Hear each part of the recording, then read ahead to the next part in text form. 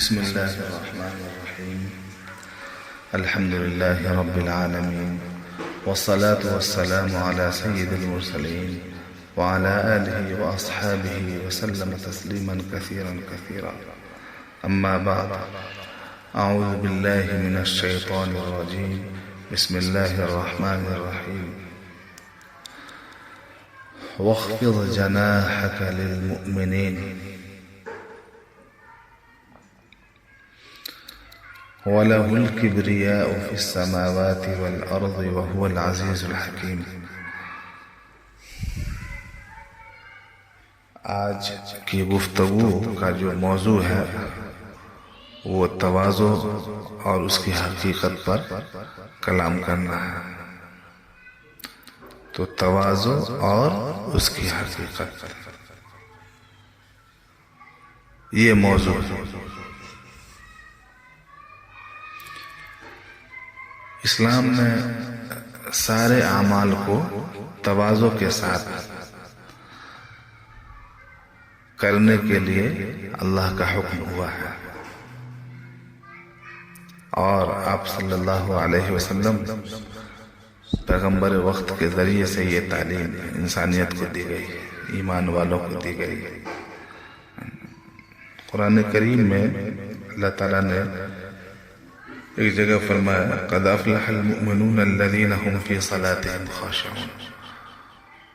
وہ مومنین دونوں جہاں میں کامیاب ہو گئے جو خشوع اور خضوع کے ساتھ نماز پڑھتے ہیں.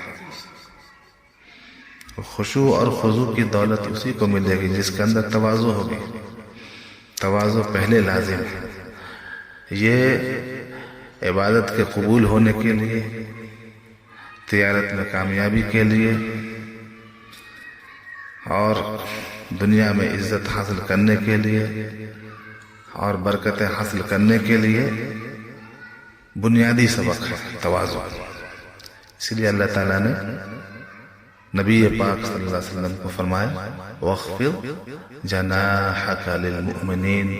اے نبی محمد صلی اللہ علیہ وسلم، آپ مومنین کے لیے اپنے بازوؤں کو جھکا دیں، یعنی اکڑ کے بجائے تواضع سے پیش آئیں. تواضع کا سبق دیا گیا. آپ تواضع کریں گے تو آپ چونکہ آئیڈیل ہیں تو آپ کی امت بھی تواضع کرے گی، اور آپ کے پاس آنے والے بھی تواضع کی یہ دولت آپ سے لے کر کے جائیں گے. اور میرے یہاں متواضع بندہ ہی محبوب ہے. جو متکبر ہے وہ محبوب کبھی نہیں ہو سکتا. انہ لا يحب المستكبرین. اللہ تبارک و تعالیٰ کے محبوب کون ہوتا ہے؟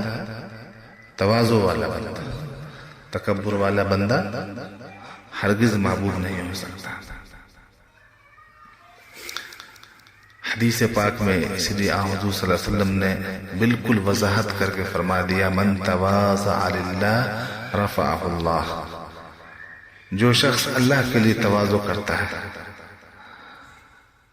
اپنے بھائیوں کے لیے، اللہ کے لیے تواضع سے پیش آتا ہے، عاجزی اور انکساری کے ساتھ، خاکساری کے ساتھ رہتا ہے، اور بجائے تکبر کے نرمی اور شفقت سے پیش آتا ہے، اخلاص سے پیش آتا ہے، اور قلب کی پاکی اور صفائی کے ساتھ پیش آتا ہے. اللہ کے نبی صلی اللہ علیہ وسلم نے فرمایا من تواضع للہ رفعہ اللہ. جو اللہ کے لیے تواضع کرے گا تو ایسا شخص کیا ہے؟ اللہ تبارک و تعالیٰ کے یہاں اونچا مقام پائے گا، بلند مقام پائے گا. اللہ اس کو اونچا اٹھائیں گے، اس کے درجے کو بڑھائیں گے. اگر یہ اس کی خو اور عادت ہو جائے گی تو ماشاءاللہ اس کی زندگی میں رفعت و بلندی کے محل تیار ہوتے چلے جائیں گے. ایک محل پہ دوسرا، دوسرے محل پہ تیسرا. اللہ تعالیٰ اس کو ہر میدان میں، ہر شعبہ زندگی میں عزت عطا فرمائے گا، کیونکہ وہ اللہ کے ہاں مقبول ہو جاتا ہے، محبوب ہو جاتا ہے. اس کے بجائے اگر کوئی تکبر کو اختیار کرتا ہے تو سراسر نقصان میں ہے۔ خود اللہ کے نبی نے کیا فرمایا؟ وَمَن تَكَبَّرَ وَضَعَهُ اللَّهُ، اور جو تکبر کو اختیار کرتا ہے اللہ تعالیٰ اس کو نیچے گرا دیتا ہے، پست کر دیتا ہے، ذلیل کر دیتا ہے نا، چھوٹا کر دیتا ہے۔ وہ کبھی بڑا نہیں ہو سکتا، وہ کبھی بڑا نہیں ہو سکتا، مشہور ہو سکتا ہے لیکن مقبول نہیں ہو سکتا۔ مقبول ہونے کے لیے اللہ کے اس حکم پر عمل کرنا ضروری ہے۔ تو معلوم یہ ہوا کہ ہماری ہدایت کے لیے، ہماری اصلاح کے لیے، ہماری دونوں جہاں کی کامیابی کے لیے تواضع کیا ہے؟ بنیادی دولت ہے۔ اس دولت کے ذریعے سے ہم اللہ کے بھی محبوب ہوں گے اور اللہ کی مخلوق کی نگاہ میں بھی محبوب ہوں گے، اور ہر عمل میں تاثیر جو ہے کیا ہے؟ تواضع سے ہی آئے گی۔ کس سے آئے گی؟ مگر بات سمجھنے کی، تواضع کی حقیقت اگر سمجھنی ہو تو حضرت تھانوی رحمۃ اللہ علیہ کا ملفوظ پڑھیے۔ آپ نے کیا فرمایا؟ حکیم الامت ہے نا، سنو کیا سبق دیا ہے۔ دیکھو، فرمایا کہ میں نے اپنے شیخ سے حقیقت تواضع کے متعلق دریافت کیا تو فرمایا کہ حقیقت تو تواضع کی یہ ہے کہ اپنے نفس کو ہر ہم نشی سے کم سمجھے، اور یہ کم سمجھنا ذوقی اور وجدانی طور پر ہو، محض علم کے درجے میں نہ ہو، ذوقی دل کے اندرون سے ہو، اور اخلاص کے ساتھ ہو، رضا الہی کے لیے ہو، ہے نا،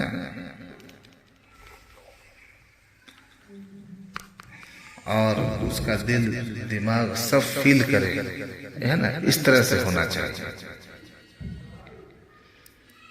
اور ہر شخص اپنی حقیقی تواضع کو خود ہی سمجھ سکتا ہے، بتانے کی ضرورت نہیں ہے۔ تاہم حضرت نے وضاحت فرما دیا،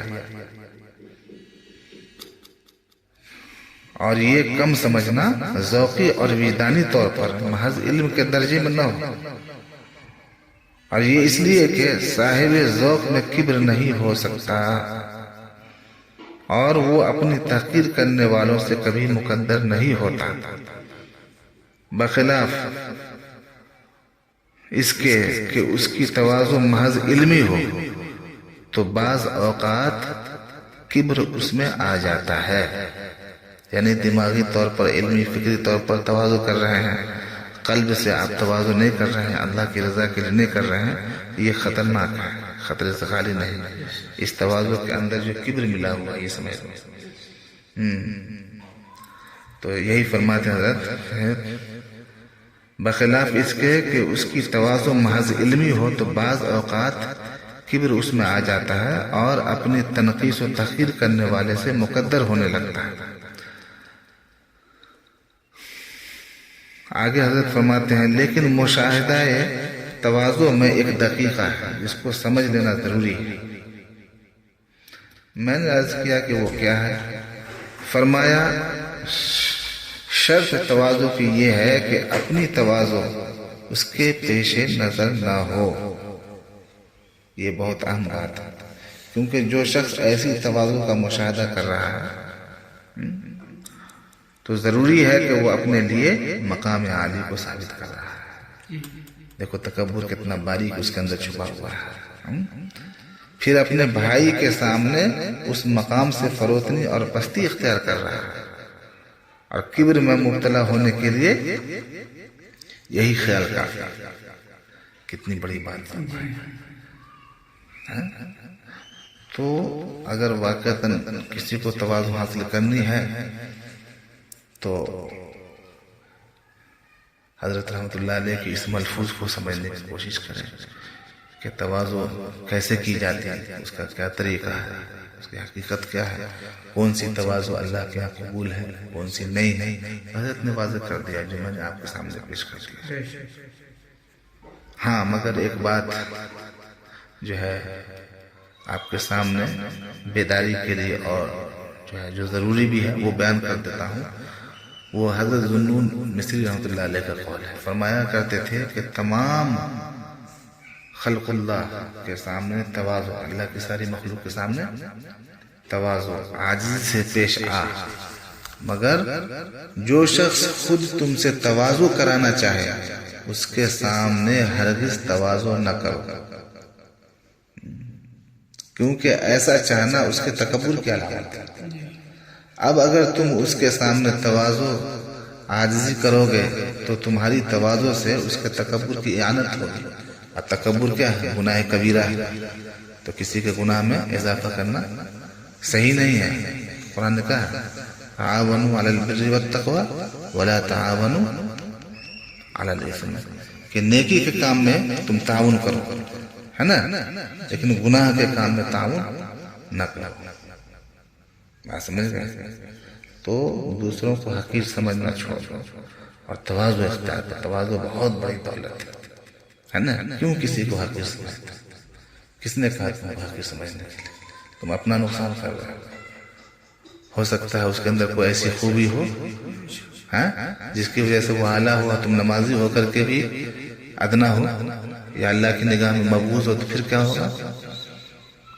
حضرت حمدون رحمۃ اللہ علیہ جن کی وفات 271 ہجری میں ہوئی، فرماتے ہیں کہ جو شخص یہ خیال کرے کہ میرا نفس فرعون کے نفس سے بہتر ہے اس نے اپنا تکبر ظاہر کر دیا. کتنی بڑی بات کہی، غور سے سنو. حضرت مفتی شفیع رحمۃ اللہ علیہ فرماتے ہیں کہ اس کی عام فہم توجیہ یہ ہے کہ جب تک اس عالم سے نہ گزر جائے اس کا اطمینان نہیں ہو سکتا کہ وہ فرعون سے بہتر ہے. جی، کیونکہ انجام حال معلوم نہیں تو بلا دلیل اپنے کو اس سے بہتر سمجھنا تکبر ہے. باقی نفس کے بدتر ہونے سے افعال کا بدتر ہونا لازم نہیں ہو. دونوں الگ الگ چیزیں ہیں. نفس کا بدتر ہونا الگ ہے اور افعال کا بدتر ہونا الگ ہے. چنانچہ اس کے ساتھ یہی اعمال ایمانیہ کو فرعون کے ایمان کفریہ اعمال کفریہ، ایمان کفریہ اعمال کفریہ سے یقیناً بہتر سمجھا جائے گا. تو یہ دونوں الگ الگ چیز سمجھ گئے. نفس کا بدتر ہونا الگ ہے اور کیا ہے؟ افعال کا بدتر ہونا الگ ہے. نفس اس کا برا ہے لیکن افعال کے معاملے میں مشکل ہے کچھ فیصلہ کرنا. اس لیے فرمایا حضرت نے کہ باقی نفس کا بدتر ہونے سے افعال کا بدتر ہونا لازم نہیں آتا. چنانچہ اس کے ساتھ ہی اعمال ایمانیہ کو فرعون کے اعمال کفریہ سے یقیناً بہتر سمجھا جائے گا. میں ایک بات اور کہہ دیتا ہوں. حضرت گنگوہی رحمۃ اللہ علیہ مجھے بہت اچھی لگا، آپ لوگوں کے سامنے پیش کر دیتا ہوں.